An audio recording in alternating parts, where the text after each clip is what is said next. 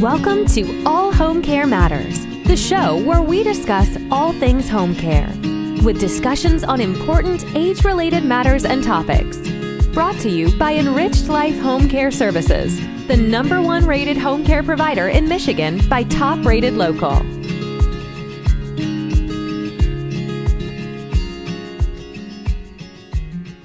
Hello, and welcome back to All Home Care Matters. If this is your first time visiting us here at the show, we want to say thank you for taking time out to be with us today. We appreciate how valuable everyone's time is, and that's why we try and make each episode here at All Home Care Matters something that will hopefully matter to you. Today, it is my distinct privilege and honor to welcome former Wisconsin Governor Martin J. Schreiber. Welcome, Governor. Welcome, former Governor Martin J. Schreiber of Wisconsin to All Home Care Matters. Governor, it is an honor and a privilege to welcome you to the show. Well, it's my honor and my privilege. Not only am I honored to be here, but just to take a tip of the hat to you and all the great things that you are doing to help people make some of these challenges a little bit more easier to deal with. So thank you for that. Oh, my pleasure, sir.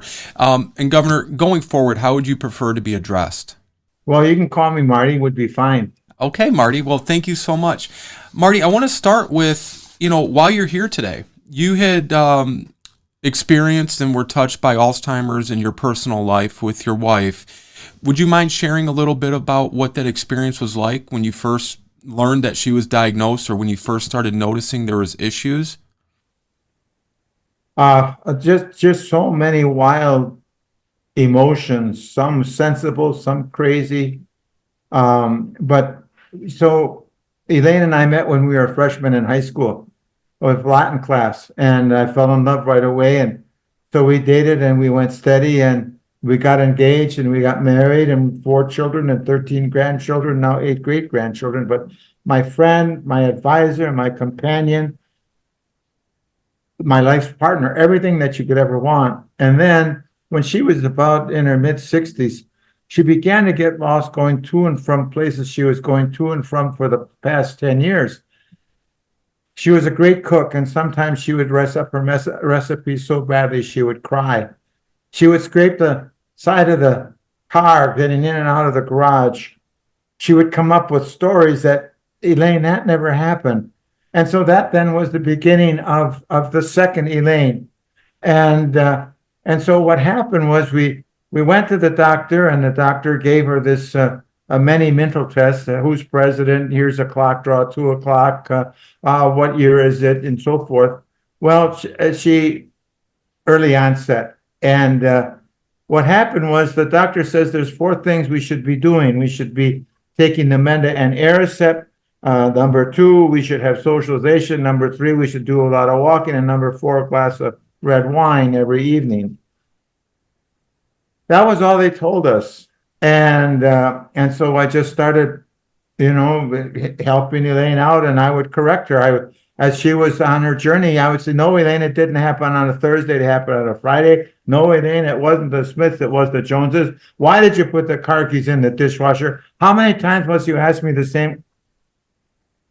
I was ignorant of the disease. So when you asked me how I felt,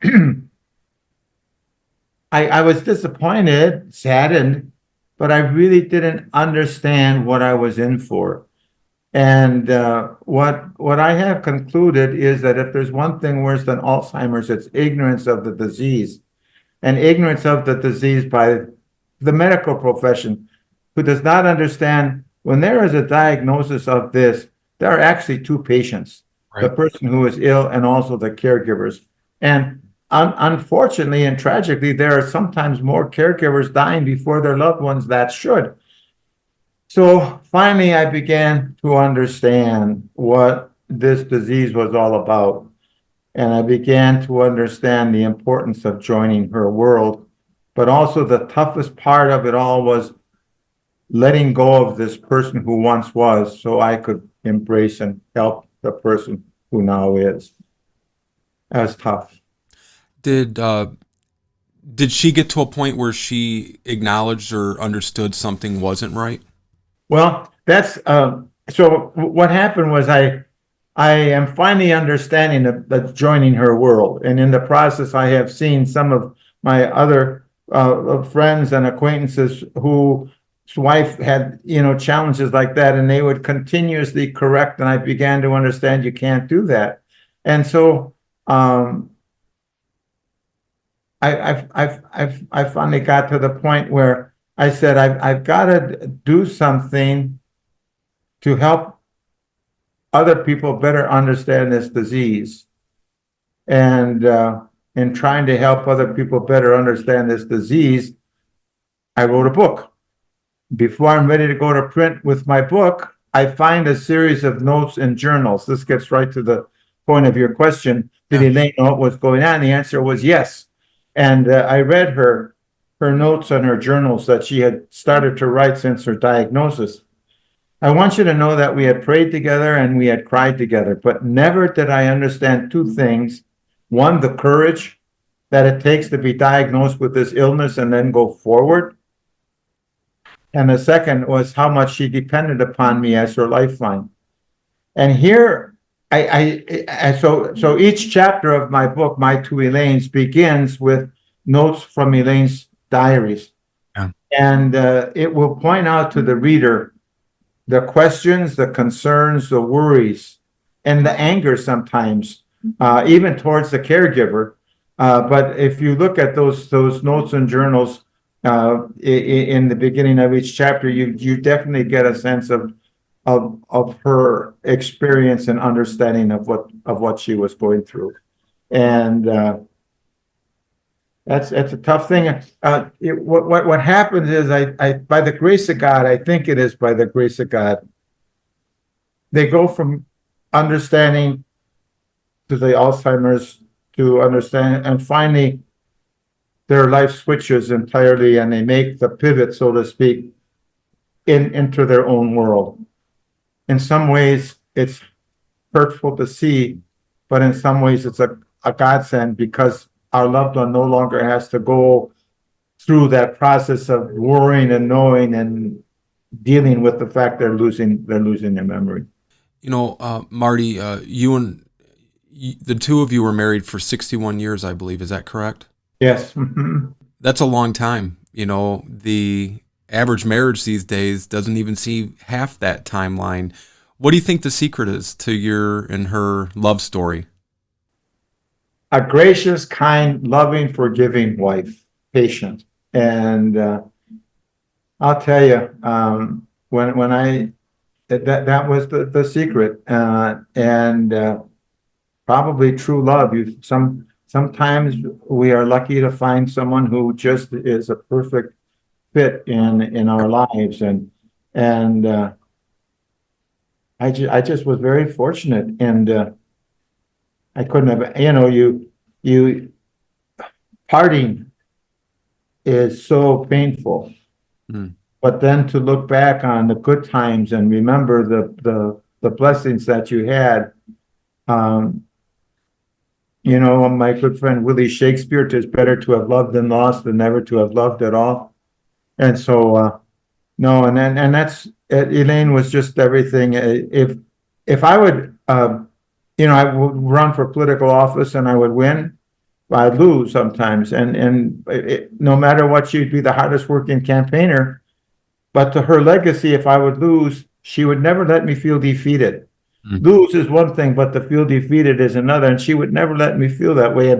And she was always there for me.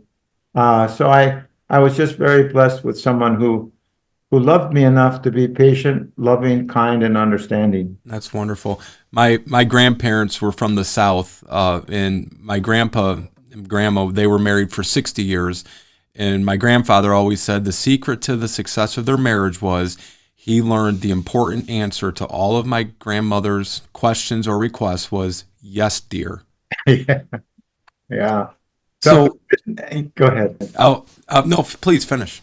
Well, I was just going to tell you a story which is sort of off target, but this couple is celebrating their 50th wedding anniversary, and they're in church, and the pastor said, "So and so is celebrating their 50th wedding anniversary. So Mr. Jones, tell me what's the secret of success?" Well, he said, "On my 25th wedding anniversary, I took my wife over to Paris, France. And then he says, on the 50th anniversary, I went over to Paris, France, picked her up and brought her home. And, and, and so that could be one of the secrets to a long married life. Yeah, yeah. So when you look back, when you set out to write the book, what was really your purpose or motivation? Was it more for you and your family, or was it, because you're so tremendously, involved in advocacy now and raising awareness, and you've been recognized by the Alzheimer's Association and all these wonderful accolades for the work you're doing. But was that really the motive behind it? What was the motive for the book? The motive behind it was to help caregivers learn, cope, and survive. You and I both know, and your viewers know, caregiving is one of the absolute toughest jobs in the world. No question about it. And if we don't know sufficiently about it, the responsibility becomes so much more miserable. And also if we don't know about it, we miss out on moments of happiness, things that we could have experienced together in moments of joy. They're lost because we're too focused on what we got to get done. And so, as I said earlier, I have seen people dealing with their loved ones who had, early onset dementia and so forth, and yelling at them and like I used to, and getting exasperated and so forth. And I said, well, wait a minute, if you better understand this disease, if we know that we should be joining their world, if we know we've got to take care of ourselves. And so what I really wanted to do was to say, everyone, I'm sitting on this beginning of the trail, call it the Appalachian Trail if you wish. But anyway, so I say I took this trail up and back, and I tell you, it's tough. I know you're going to take it, but before you start your journey, please sit down and visit with me for just a little bit. You don't have to do what I say, but just please understand. Understand how this disease works. Understand you do have these moments of joy. One of the important challenges as it relates to this disease is 20 years ago, when Elaine was first diagnosed, Alzheimer's could not be cured or prevented. Today, basically, we're in the same position. Yes, there are drugs that are being tried, but a while away from us. I'm sorry to think that, but that's what it is. So it could not be cured or delayed then. It cannot be cured or delayed now. So we know we can't fight this disease head on, but we can establish a realizable goal, and that's to help our loved one live their best life possible. How do we do that? One of the ways we do it is by joining their world. And Elaine asked me once, how are my parents? Well, I said, Elaine, they're both dead. The shock on her face when she realized she didn't say goodbye to her parents, much less attend the funeral and so forth. Well, I promised myself I would never put her through that again. And so the next time she asked me, I said, Elaine, your mom and dad are doing great. Your mom likes working at church. Your dad likes his sports. That makes me so happy. And so that's therapeutic fibbing. And I want to caution people, there's two things about therapeutic fibbing. One is I tried it the first year of marriage. The second thing about therapeutic fibbing, and not everyone believes me on this, but when Moses came down from Mount Sinai with the 10 Commandments, hewn in stone, I was there. And I took a look at these stones and so forth. And it was written in Arabic, Hebrew, and I couldn't read that, but I looked on the other side of the stone, and it said therapeutic fibbing is good. Sometimes therapeutic fibbing is very advisable. And please make sure you share it with other people, Marty. And so that's why I wrote the book, because I want to help others deal with one of the toughest jobs in the world, and to also have us understand there are these realizable goals, helping our loved one live their best possible life. Absolutely.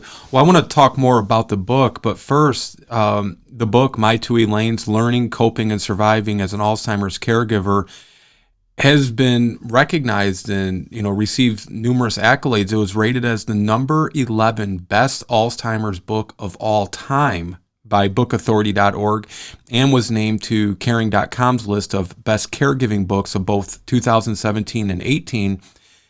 Did you ever anticipate it receiving that kind of reception and that kind of recognition? No, well, thank you for recognizing that, but no, I didn't. I think it's like you just have a passion to do something. You don't do it because there's going to be a pot at the end of the rainbow. You do it because you have a feeling that maybe you can make a difference. Maybe you can help people. And so I wrote it as you said, why did I write the book? Yes, as I said, to try and help other people, but I think also as a tribute to Elaine and so maybe even sort of out of a guilt, because for example, just an example, the doctor said walking was one of the things we should do. So we would go for a walk, and in my mind, in my world, a half an hour walk is what's right.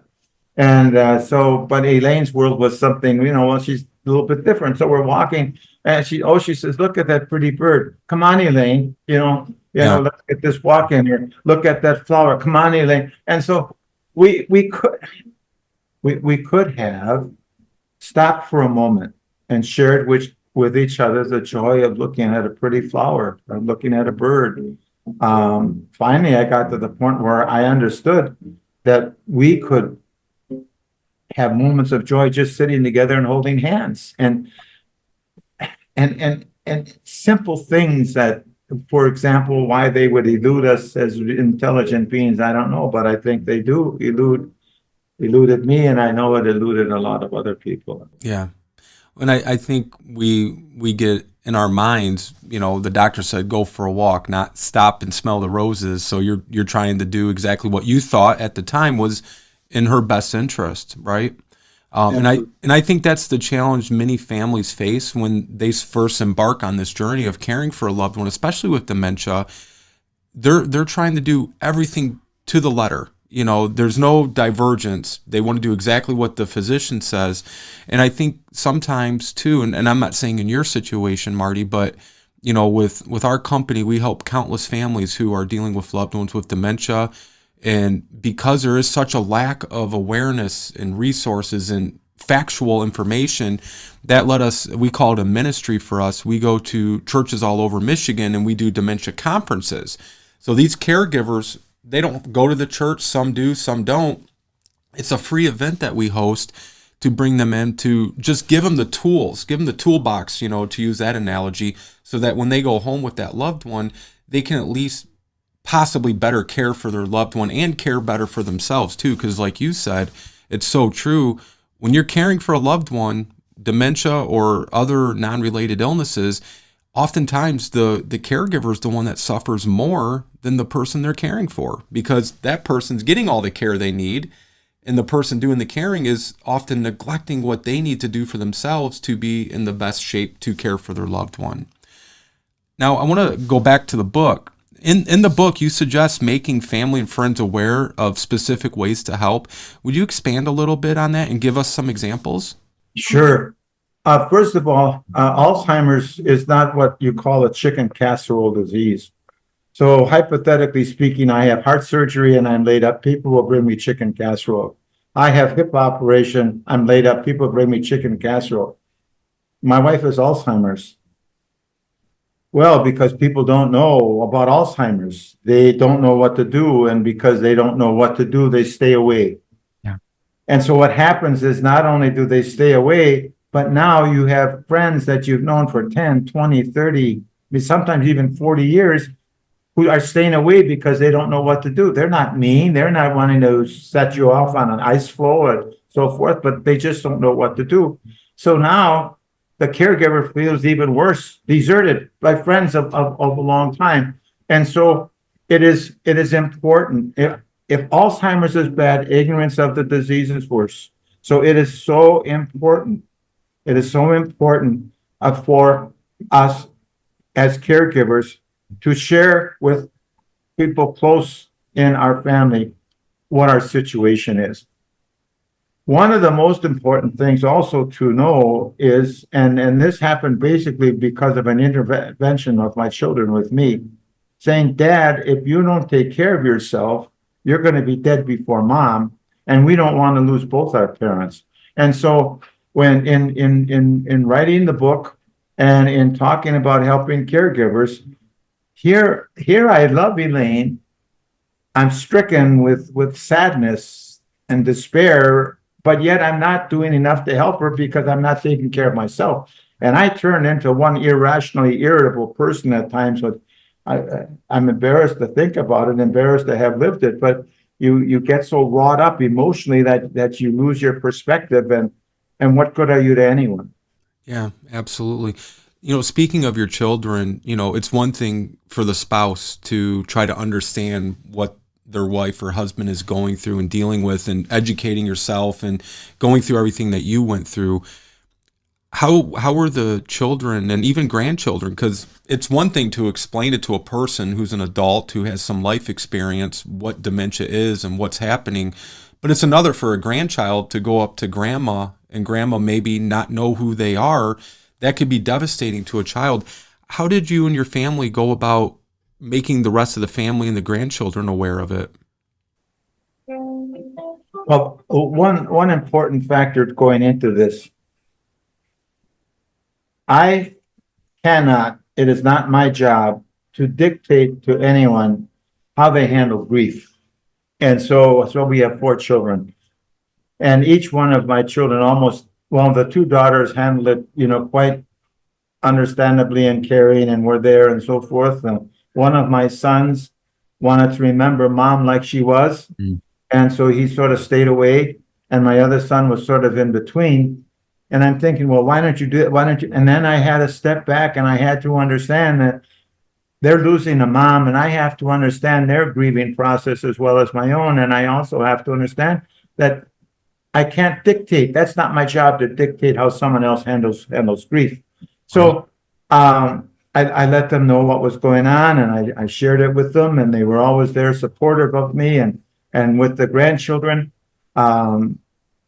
they had seen Elaine at her highest and best points of life when they were very, very young. And they just sort of, shared along, the sadness and the grief with us. I can, cards and notes and paintings and pictures, photographs and so forth they made and sent on to, and I asked them to do that. And I think it was 2 good things. One, when Elaine knew what was happening, it was very cathartic for her, but I think it was very also cathartic for the children. I really think that grandkids should be aware. If Alzheimer's is bad, ignorance of the disease is worse. And so grandkids, to the degree of maturity, should understand that. Let me mention another point that comes to mind. Please. About family meeting with their loved one who's ill. So Elaine was in assisted living memory care maybe for, I don't know, 5 years about. So anyway, and many times we would have lunch in the cafeteria. So one day we're having lunch and she's beginning to cry. I said, Elaine, why are you crying? Well, she says, I'm beginning to love you more than my husband. Well, I didn't ask her what's wrong with your turkey husband. I didn't do that. But here's what that meant to me. It meant that she does not have to know my name in order for our hearts to touch. And I try and share that with other caregivers and families of caregivers and children of people who are ill. It's painful when your loved one no longer remembers their name, but that doesn't mean your heart still can't touch. And so Elaine and our hearts could still touch by holding a hand or by giving a hug, listening to music, just being together. And I think that's so important for people to understand, because, well, why should I go visit so-and-so? She doesn't even know who I am.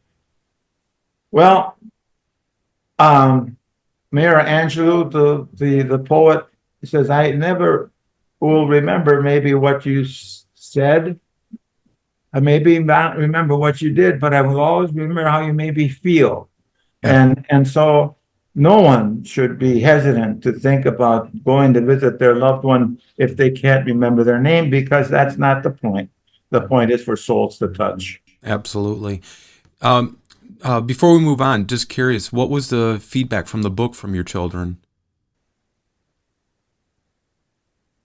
It's hard to say. One of the things that happened, so I wrote the book and I thought I had told my story. Well, and disappointment in my own self because I found Elaine's story in her notes. Then I said, well, I wrote my story and Elaine's story is in there. I didn't tell the kid's story, and so I got the question along when I would give my talks, how did your children feel about the disease? How did they feel about the book? One of the things I never asked them, and you just look at things in retrospect about things you could have done better, and I wish I would have brought them along easier. And we can always look. All we can do is our best with what we know at the time, and I got to maybe forgive myself a little bit, but they're very supportive now. That's wonderful, Marty. Well, and it is in the 4th edition now, correct? It is, and I'll tell you, it came out in paperback, which I self-published, and there's roughly 70,000 books of those in print, and then Harper Publishing, because they felt the book was so important to go nationwide, they picked it up as a national publisher, and they turned it into hardcover. And so I just like that. Let me see. So they turned it into hardcover, and there's my Two Elaines, and so it's I so much. You said, it got different awards and so forth. Well, as I pointed out, why you are doing what you're doing, I just so much enjoy visiting with people, and trying to help them understand basically how to better learn, cope, and survive. And gosh, that keeps me going. I'm going to have my 85th birthday. Wow. In a couple of weeks, and I'm raring to go, and that's what's keeping me going. That's wonderful. I would never have guessed your age. I never would have guessed that. I'm registered at Bloomingdale's and Macy's and so forth for anyone who might be interested. And we'll get that up on the screen for our viewers and listeners. Before we move on, I want to say, you said you enjoy talking to people. I would say so. You've given over 300 presentations so far since launching the book. Well, everything was going good until COVID. Yeah. I remember when the COVID began, I was in Kentucky. But up until that point, we had been in Florida, Texas, Kentucky, New York, of course, Michigan, Minnesota, Illinois, Wisconsin, so forth, and even Idaho and Utah. Wow. Do you recall where you were at in Michigan? I'm just curious, because that's where we're at. Yes, I know. I did something in Upper Michigan. Oh, I'm going to Detroit. The 5th, let me see, 6th, 7th, and 8th, I'll be in Detroit. Of April? Yeah, with Pro Medical, which is a organization that does. Yeah, they're a big healthcare system here in the state. You'll have to, after we're done today, you'll have to send me the details, and I would love to come by and have you sign my copy of the book. Oh my gosh, would it be a pleasure to meet you in person? Yeah, we're only, for our viewers and listeners who don't know this, we're only about 20 minutes west of Detroit. Uh-huh. So that would be such a nice honor to meet you, Marty. Yeah. My caregiving story is my father, when my wife and I were newlyweds. We don't have 61 years yet. We're almost to a third of that, though. I was pursuing medical school and knew nothing about caregiving, because that wasn't medical school related. And my wife and I get a call one evening that my father was needing to either move in with us or go into a nursing home. And it wasn't dementia related. He had suffered a severe fall, and that bruise of the area where he'd fallen on had developed and turned into an abscess. The abscess had then burst and got into his bloodstream, and they were trying to clean it up. And he had all told, he had 7 major surgeries on that. So we said, well, of course he can, he can move in with us. We knew nothing about what we were getting into, and looking back, and even then, we wouldn't have changed a thing. But my point is, I never identified as a caregiver. I identified, and maybe this holds true for you as well. I identified as a son taking care of a father. You probably identified as a spouse, a husband helping his wife. But what I bring that up to say, male caregivers are a significant minority in the caregiving world. You think of caregiver, you're thinking of a motherly nurse type figure, but male caregivers aren't really spoken of that much. What advice would you have specifically to give and offer male caregivers? Don't be afraid to ask for directions. I know exactly where it is. We drive for 3.5 more hours. I'll find it for sure. Just I'm not going to ask for directions. But I think that's number one. A couple of things. Certainly, number one, to understand clearly that you can't do it yourself. I think that's point number one, to make sure you get help. Point number two, if you love your mom or your dad or your wife or whoever you're taking care of, if you really love them, you take care of yourself. Because I compare it to a lifeline, and that's what Elaine basically had me understand, that I was her lifeline. So if I win the $1 billion lottery and I take all of you and your viewers on a Caribbean cruise, and now we're out there and someone falls overboard and we throw them a lifeline and they grab it and they're not saved because the lifeline is going to break. Why does it break? Well, because it became frayed. How did it become frayed? Well, what we as caregivers do, we chew on that lifeline and we fray it ourselves by not getting enough sleep, Right. by not getting enough exercise, by not getting enough socialization, by having not a decent diet, and probably by getting into the booze. So we do all of these things so contrary to what we want to do for our loved one. So we conclude, not only do we have to help our loved one live there, also responsible to help ourselves live our best life possible. And so, and then one other point on we caregivers, and so I'm going through counseling with the Alzheimer's Association, and I come in there and I sit down with a counselor, and she said, "What's wrong?" And I said, "I just cannot see putting Elaine into a nursing home. I just cannot. I just couldn't do it." And it was just absolutely miserable knowing that that's what had to happen. The counselor said, "You're not putting Elaine anywhere. You're giving her an opportunity to be who she is now." And what I understood then was, I wasn't caring about Elaine. I was fighting my own battle with Alzheimer's, and it wasn't going to beat me. Okay. And so, but the thing is, you can't win against Alzheimer's right now because it can't be cured or prevented. So I selfishly was battling the disease between Marty and Alzheimer's. I wasn't looking at focusing on what is helping my wife live best life possible. So I don't know, we covered, I guess, we got to make sure we ask for directions, ask for help, and make sure we take care of ourselves and help our loved one live their best life possible. And all of that is so easy to say. Right. But both you and I know that it's, and no, you are right. We don't think of ourselves as caregivers. We just want to do what's best for our loved one.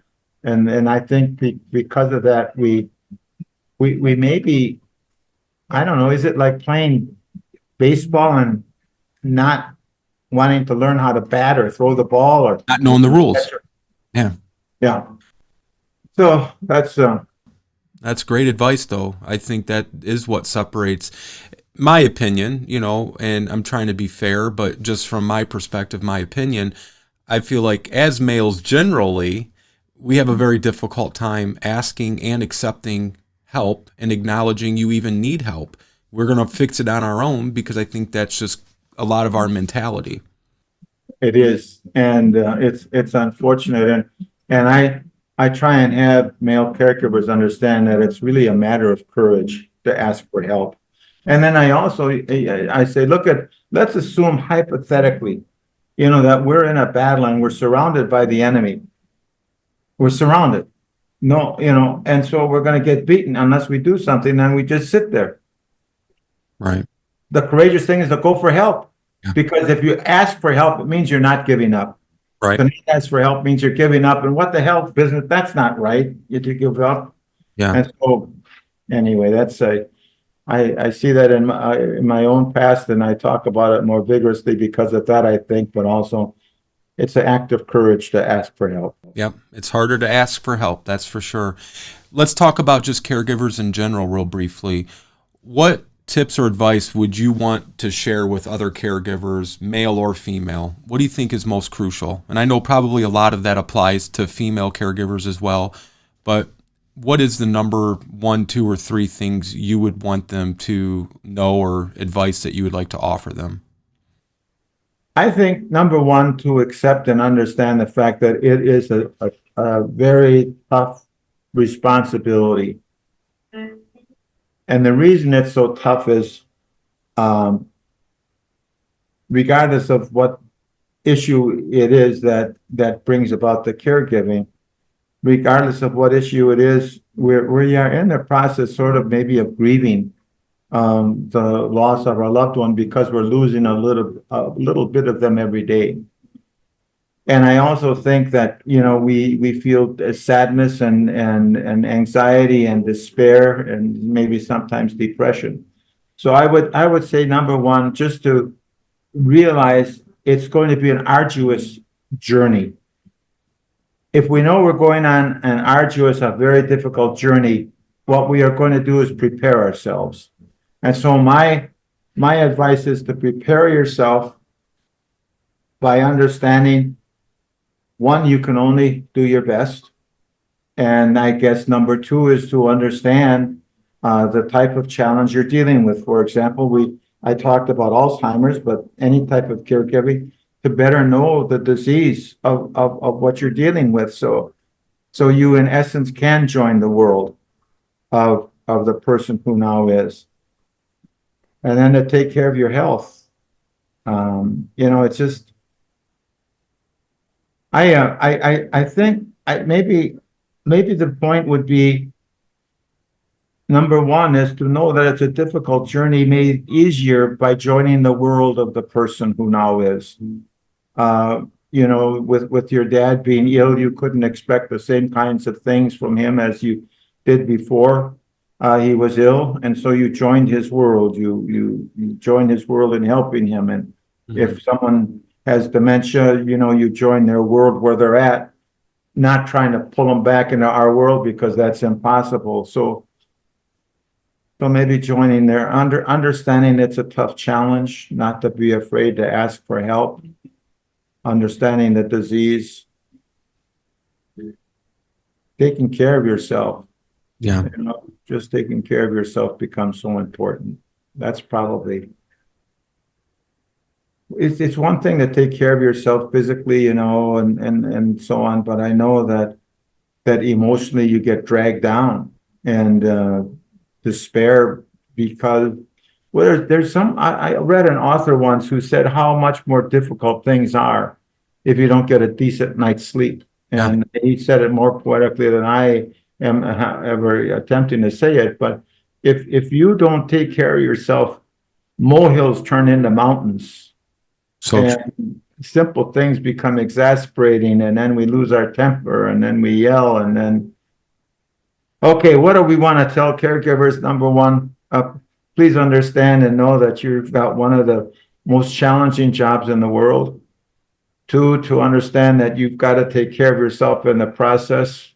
You have to learn about the disease or the issue that you're dealing with so that you can join the person of the world who now is. Absolutely. Great advice. Well, in closing, Marty, I got 2 final questions for you.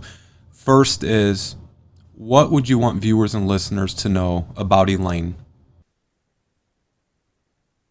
I think the fact that I might lose, but we should never feel defeated. I think in all of that in life, of what she has done, because it's easy for us to be dealing with the giving care of a loved one. It is easy for us to feel so dismayed, and everything is so my son painted a picture. I got it here, and it's called Sunrise. And the point of the picture is that no matter how dour things look, the sun will come up every morning. That's I don't know if beautiful. you can see that. Yes. So it looks dour, but the fact is that sunrise, that's the name of the painting. So no matter what, the sun will always come up every morning, bringing warmth and hope and opportunity and growth. And so that's where Elaine's words of, never letting me feel defeated. Yes, things are bad, but we know tomorrow is a new day with the brightness of sun and the warmth and the growth and the brightness that comes with it.